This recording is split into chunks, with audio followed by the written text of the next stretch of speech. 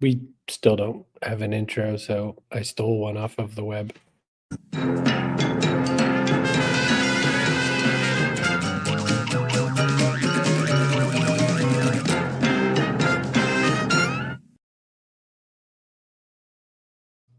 Yeah, completely and utterly fitting with our Dude, you're plan. going to get us in trouble. You should know that our co-host here, Kerry Gorgone, is still on the mend, so Bruh. it's going to be a little. Bruh. It's going to be a little. It's going to be a little time before she gets her voice back, but we'll still soldier through. She uses this really cool tool from 11 Labs. It could really cover a lot of things. I mean, one of the things that I think though is that like it's not like you can come up with stuff on the fly. Like if we want to talk like I don't know Star Wars and I don't know knitting or something. I don't know. We can talk about Star Wars macrame if you want. I'm down. Oh, so I guess you could pretty much cover anything as long as you could just sort of presume and preempt. Ever been to Landfairpol Gwingil go Gary Schwindrov Illenticilio go Gogok? I hear it's beautiful this time of year. I have never even had that on a cracker. That's a place though, right? It's in the Wales or something like that. I feel like it's in Wales. So you found a video showing how to pronounce that, which I found was crazy. But how did you pronounce it again? Ever been to Landfairpol Gwingil go Gary Schwindrov Illenticilio go Gogok? I hear it's beautiful this time of year. What if people who live there just call it like Landfair or something? I don't know. Just curiosity. So we have clips as we do on the show. Play for time. The whole concept of the show is that how do you stay engaged? How do you connect with the world as you age and all that sort of a thing? You know, it's so easy to kind of get yourself back on the couch or, get into your bed or like escape from everything. And you know what? Kerry and I were talking about this right before the show. We were talking about it seems like a time where we do want to escape a little from reality. Some people aren't as happy with reality in the short term. So I've got a feeling that maybe we could use it. Hey, Chloe. Hi, how are you? Good to see you. So I guess with that in mind, we haven't talked about like how we'll discuss, but maybe you could just use your little leaving comments underneath or whatever. Hey, there's a comment. Yes, maybe you could do that. I was thinking maybe what we could talk about though is that when we come up with some of our ideas for making clips, we do it just kind of on the fly. So one day last week, I guess it was, you said to me, "Hey, you want to go up the road and see a cool library?" So maybe you could kind of talk about what made you think about that. Like, how did you even know that how did you even know that Ogunquit, Maine, has a really cool library? I don't remember if we'd ever seen it before on any of our other trips up. It's just up the way. It's like 30 or so minutes away. I looked up prettiest libraries in New England. As part of that, Kerry and I had both said we were going to now we're going to make some more segments on this same concept. We're going to go see other libraries because it turns out there's some really beautiful ones in New England. For whatever reason, they were deciding they were going to knock these libraries out of the park. So, hey, Deb, good to see you. So if you know a pretty library, I guess in New England, send it our way. But if you live near a pretty library somewhere, maybe you can go and get a little bit of footage for it. You can send your vids right to me, Chris@chrisbrogan.com. I can say for sure, though, it was really fun. Kerry and I went up the way to Ogunquit, Maine. We went to the library. Dan stayed back. I think he just wasn't feeling it the way we were. There's a comment.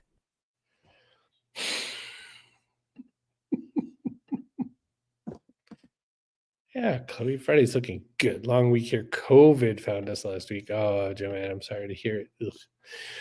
Well, come and recover with us. So we went to Ogunquit, Maine. We went to the library. The librarian was this nice woman who, as we walked in, there's clearly no one around. It's clear we're tourists. She was like, "Hey, we even have like a frequently asked questions page." And she goes, "And I'll give you the tour of the library, but you're to understand there are just two rooms, this room and that room over there."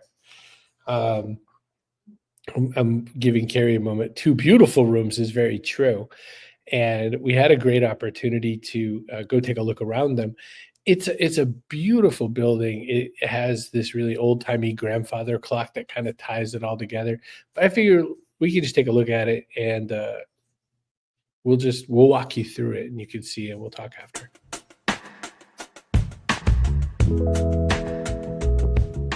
I've got to be quiet because we're in a library. And Kerry said, hey, let's go up the street. Let's check out Ogunquit Library. And I said, 1, I love Maine. 2, I love libraries. Oh, I'm wearing my fireplace hat. 2, I love libraries. My first real job was in a library. I used to hide out in libraries. My most proud day was when I got the card to go to the adult part of the library. And here we are in Ogunquit, Maine. It's a 2-room library. It's perfect.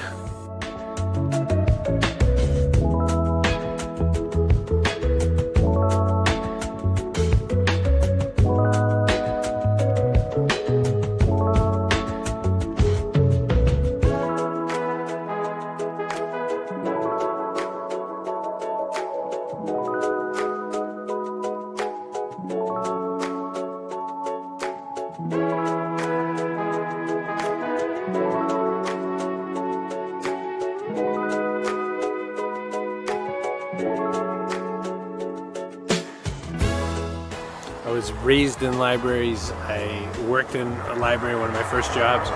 This is a beautiful little town library. It's gorgeous. It's so neat to see it. And should you find yourself up in Maine to like visit the beach, a lot of good beach reads, a lot of good education in there, and even adventures for kids. What's not to love? Come to the Ogunquit Library. Why not?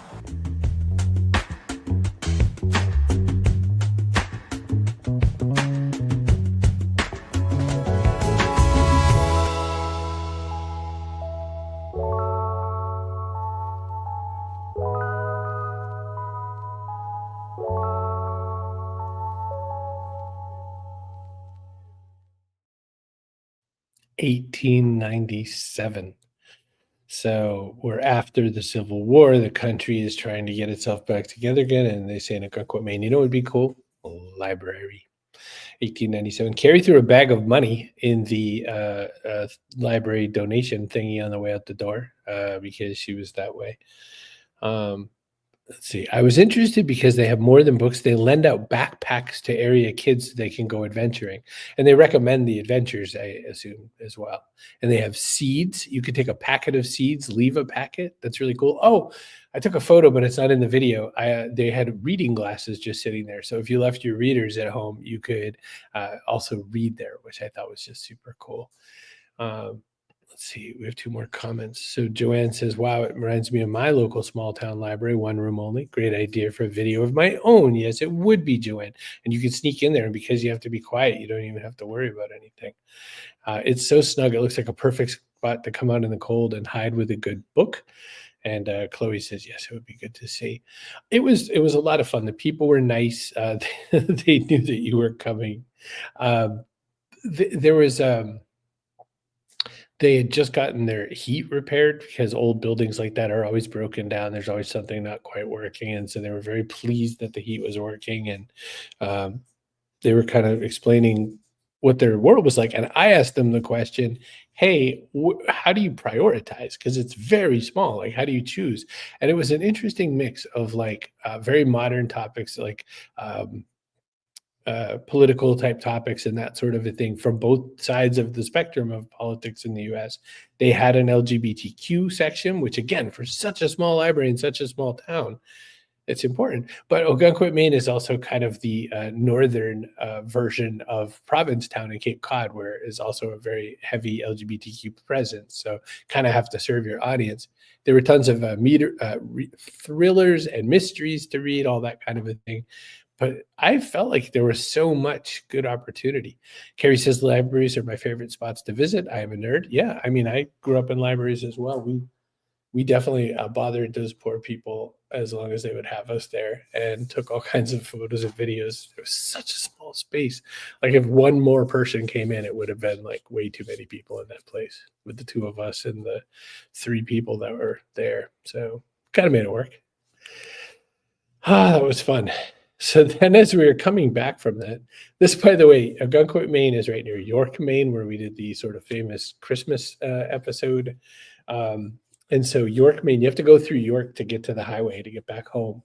And Kerry said, hey, we should stop at Stonewall Kitchen. Well, actually, Kerry said,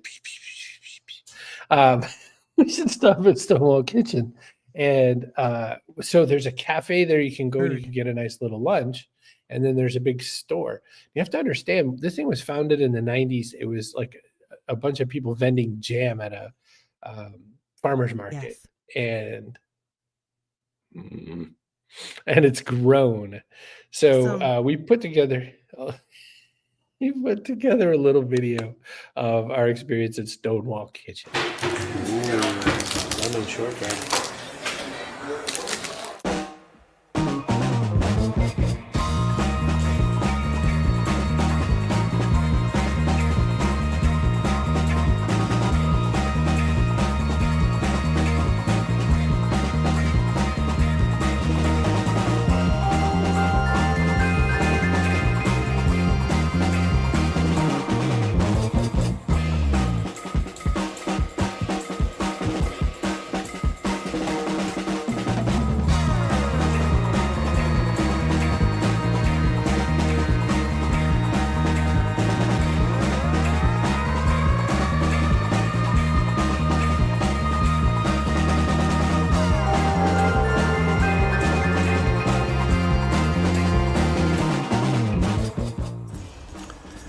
I don't remember the name of this place.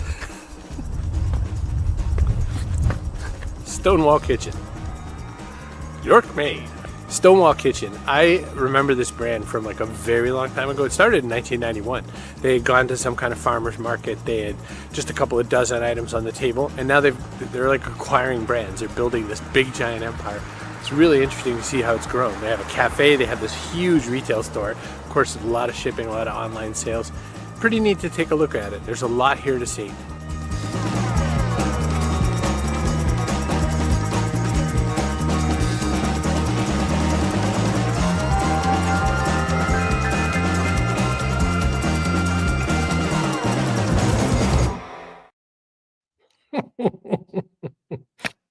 That was edited by Dear Dan, and he made it 100 times more interesting than it really, really was. Because at the end of the day, we're at a place where things taste delicious. That is our Dan, patented Dan laugh. There's some kind of story behind it that Kerry will have to put up, but patented Dan laugh. So Stonewall Kitchen it's a place where you can go and you can buy some foods. It was fun to see what Chris looked at, but he didn't buy anything except lunch. No, yeah, got lunch. But Kerry said, I was going to make a comment about that too. Kerry said, hey, go over and like pick something up and look like you're looking at it because it would like add to the video. And I was like, well, that's dopey. So I do it because she told me to. And what do you know? Like when the video comes back, it looks better because like you see me kind of engaging with the product. So that's just, her being a smart media maker and me. So.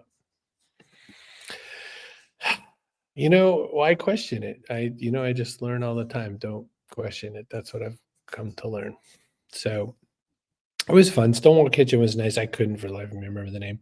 Dan and I used to work at an online university, and we all worked in cubicles. And there was one guy several rows over who had a very distinctive laugh. And that's Dan's imitation of it, which, by the way, is an audio file I have just sitting on my desk anytime, just for my own entertainment. It just pleases me. We still use it 15 years later. So Stonewall Kitchen, York, Maine, right down the way from where we did that other thing. So a lot of fun. And it's I like it because it's a story about a Maine business kind of growing into and being more than what it was. You start off with one idea of what your business is going to be, and then you realize if you want to grow, you're going to have to do something different. And so what they did was they acquired all these other brands that kind of fit alongside of jams and jellies. The one we had a couple different clips of it. There was a whole table full of mixers for like alcohol. So there was this kind of a Bloody Mary mixer and this kind of a mixer and that. And I was just like, oh, that's pretty interesting. Like you wouldn't think the people who make jam would say, and do this. But if you think about it, it's the sort of stuff you'd have with brunch, like stuff to make a Bloody Mary or a Bellini or whatever, where you'd use jam with your toast, So there's definitely some thought that went into it. Also, I talked to a person in there, one of the retail managers, and they were very, very kind. It was clear that they were set up to sort of accommodate tourism, they were also really good advocates for the brand. Stonewall Kitchen. So uh, Chloe says, are you doing it? Am I doing it? This place looked adorable, super cute branding on all the products, and I'm a sucker for that. Yeah, it was really, it's a pretty place to be. Definitely a nice one. So then our last clips set up for the day is actually just a little bit of a quick photo walk. It's a couple of minutes, 2 minutes long, and it is just some snaps that I've made over the last bunch of days because I go out for shooting photos pretty much every single day. And I share them in a couple weird places. I share them on LinkedIn. I share them on Blue Sky and sometimes in Reddit to the various states where I post. But one of the things that I wanted to talk about with that was that while other people are kind of, sort of expressing their fears and their concerns and, using the platform to sell themselves and all those sorts of things, I'm just trying to float a little palate cleanser through like, hey, this is just fun. Kerry and I were talking about that. Like, you need some of this sort of different energy out there if everyone else is kind of bringing doom and gloom, or if it's like, anger and sorrow and all that. It doesn't take away that we should be feeling the things we're feeling if we're not feeling happy with the way things are going. But you cannot marinate in it all the time, or it just amps so many chemicals in your body and not in a very good way. So one way I deal with that is that I sort of meditate through photography. Now, this will be kind of interesting. I didn't get all the different shots that have it, but I have more than a few times seen 4 animals grouped together, and somehow that came through in my photos. A pick-me-up. Yes, I feel so. So I'm going to show you a couple of snaps from January, starting in Ogunquit, but Perkins Cove in Ogunquit, and then no, I think there's a few from Peabody Essex Museum. I think there's a couple from Boston, and then we go back up to the coast. Here we go.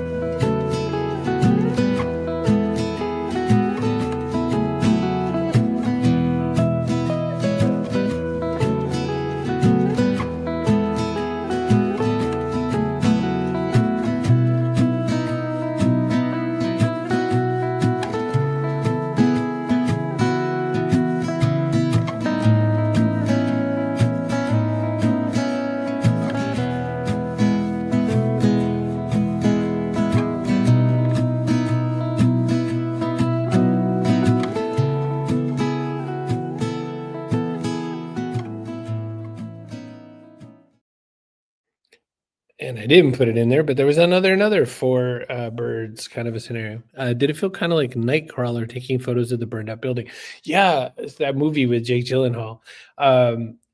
I definitely felt a little creepy going up to, like, this is someone's business. This was someone's livelihood. This is probably a family business, probably been around for generations. It's right on the start of Perkins Cove, so I'm sure it did really good business. And here it is burned to bits. And I felt a little ghoulish taking that. Uh, but I also thought, it was antiques, but I think it was also like gift kind of things as well. It was like a mix, very much a Maine kind of store. Like we sell popcorn and gasoline.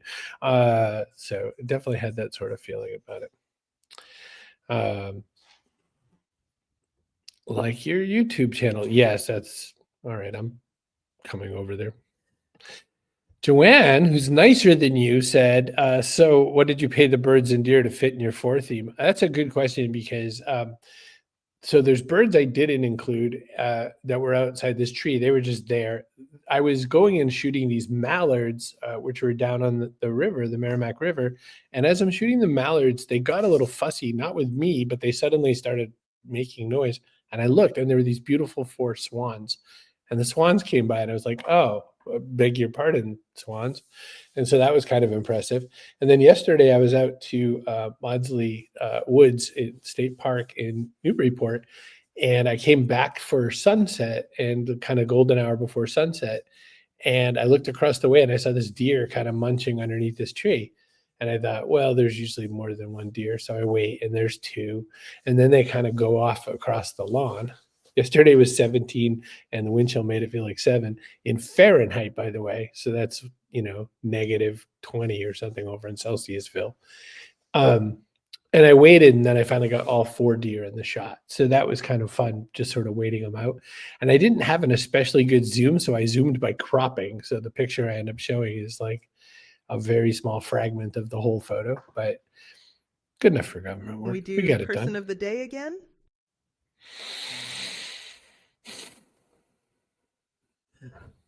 Person of the day. Bruh.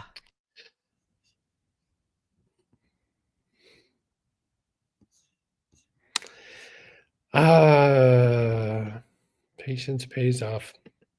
Want to go to a beach, sit under an umbrella, and listen to audiobooks. Let's talk for a second about your cool 11 Labs thing, because some really neat thing happened. And by the way, yes, you should. So Kerry has had no voice for over 30 days now. 7 weeks. 7 weeks. So it's been crazy. And her doctor visits since mid-December. So her doctor visits have said things like, well, don't use your voice whatsoever. Like, don't make any, don't use your voice whatsoever. Completely impossible, especially with Kerry's version of sign language and mime work. You rarely know what she means because she'll just point at you and kind of go, and I'll be like, what? And she'll say, quick, you need to tell me the difference between a fractal and a Mandelbrot generator. And so she has to use her voice a little, and it's been kind of crackbeat. So in the process, we asked around, or Kerry asked around and said, hey, how do I get some kind of fake voice made out of my voice with AI? I'm sure there's something out there. And I think it was Christopher Penn, who knows everything, who suggested go check out this thing called 11 Labs. So Penn of Trust Insights, which is a very reputable AI organization who helps you implement the useful parts of AI and not the hype. He said, check out this thing called 11 Labs. So Kerry uploads a whole bunch of audio clips because she has very many samples of her voice. And they say, yeah, cool, we'll turn these into something. But you're going to need to voice verify if you want it to sound exactly like you. So a person with laryngitis of some kind, a 7 weeks and counting laryngitis, you're going to have to make new clips that basically say what they want you to say to prove that it's really you doing it. And she's like, can't do that. And I guess one way or another, they say, okay, fine. Well, you're going to have to send us like all kinds of pictures of like your identity documents and your legal documents and that kind of stuff. So she does and goes through all the hoops and, pees in a cup and all that sort of thing, shows them a passport. And so there was, I don't know how to find it, but there's audio files from before you edited your voice, before they let it go, and now when they show your real voice, and it's fascinating the difference. Like it was close enough with the unverified, I don't know, official sounding, but with like it's crazy how it makes you sound. Like it sounds spot on, just like you. Can't believe you just said that. Is that a before one or the real ones? That's a before one. So look, that sounds close enough to you. What do you Not have? going to dignify that with a response. Is that new? That's new. You'd have to. Maybe you're just Do you have a fussy longer? and old and fussy. Do you have a longer one that you could demonstrate? Maybe you can upload it. Because Kerry, now that she's been doing text to speech for a little while now, has really branched out in some of the things that she tends to say. So, but there's a process to this. Like we're uploading audio clips into the soundboards here at StreamYard, but Kerry, when she cooks these things text to speech, you basically have to save them as a file. And then you, of course, have to put the file somewhere and upload the file somewhere. So it's not as in person, it's kind of fast because you could just type or whatever, or even paste text in there. I did use it at a drive-through. There we go. But if you give her a second longer, then she can absolutely put in something really useful. So it's just interesting. It's just, but what I also think now is that because this happened after Kerry had lost her voice, we kind of realized, oh shoot, maybe you should do something to preserve yourself in digital assets. So when you say, tell them some of what you tested, some of the different offerings that were out there, different methods and stuff like that. Like Kerry, for instance, bought one of these things, which is like kind of a modern version of an Etch-a-Sketch. And it's listed as an LCD writing tablet, which is kind of baloney, but it's a quick kind of, you can do this and make your words heard. But it's so crazy to me that we can possibly preserve our voice for different things. By the way, James Earl Jones did that before he passed. James Earl Jones wrote a new deal with Disney saying that they could use his likeness and sounds and everything in perpetuity for future projects as an AI clone, and he'd get money and royalties for his family with it in his estate. And then he passed away. So it's like, kapow! Are we all going to do this? Do you have your stuff ready?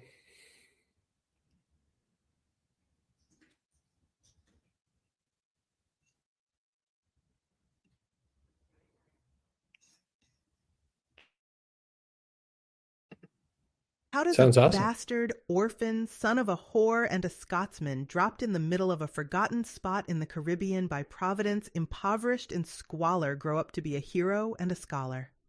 The $10 founding father without a father got a lot farther by working a lot harder, by being a lot smarter, by being a self-starter. By 14, they placed him in charge of a trading charter.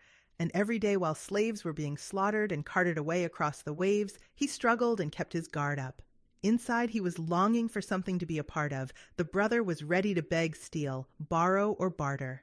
Then a hurricane came and devastation reigned. Our man saw his future drip. Dripping down the drain, put a pencil to his temple, connected it to his brain, and he wrote his first refrain, a testament to his pain. Well, the word got around. They said, this kid is insane, man. Took up a collection just to send him to the mainland. For a while. Get your education, don't So, forget from whence you came. In the process, Joanne says the new one sounds a lot more like you, more full, also lower register than the initial.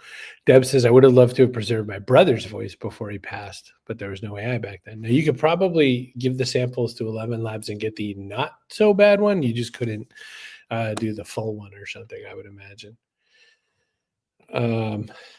And then Chloe says, it's so interesting thinking of our voices intellectual property that we might want to preserve. Isn't that crazy? Like until this happened with Kerry, I don't think I would have imagined that was a thing we could or would or should have to do, but it's an interesting thought. Plus, what now could happen, should Kerry want, is she could make presentations where her face is not. Dan just showed up. Did I miss it? Is it over? York, Maine. And Kerry, in many states, you have the right of publicity likeness voice. Yeah. Wait, can Kerry start narrating all my audiobooks? I might actually finish them. Oh, yes. Well, she can because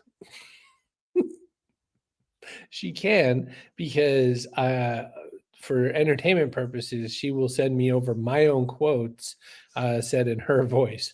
So I will be sitting over here doing whatever, and I'll hear her saying, don't settle. Don't finish crappy books. It's a thing one could do. So yes, that is a possibility. What an interesting place to get to, though. But considering the fact that you could do this, like one thing you can totally and for sure do is Kerry can now throw a whole audio script in, build a whole slide presentation or something like that, and not have to actually be there for it. You could use other assets to recreate as if Kerry did some sort of a webinar or something like that. Are you gluing together a new audio file? You sure are. I can tell. I can see the flickering of the screens changing. It looks like in the movies, like when they do. Don't settle. Edits. Don't finish crappy books. If you don't like the menu, leave the restaurant. If you're not on the right path, get off it. The goal isn't more money. The goal is living life on your terms. You know, two could play at this game. All I have to do is get access to that phone, and I could be like, I really like it when you fart. And then, you know, we're off to the races. All right. Well, we still don't have an intro or an outro to this show, so I'm going to make this our outro. See you, bye.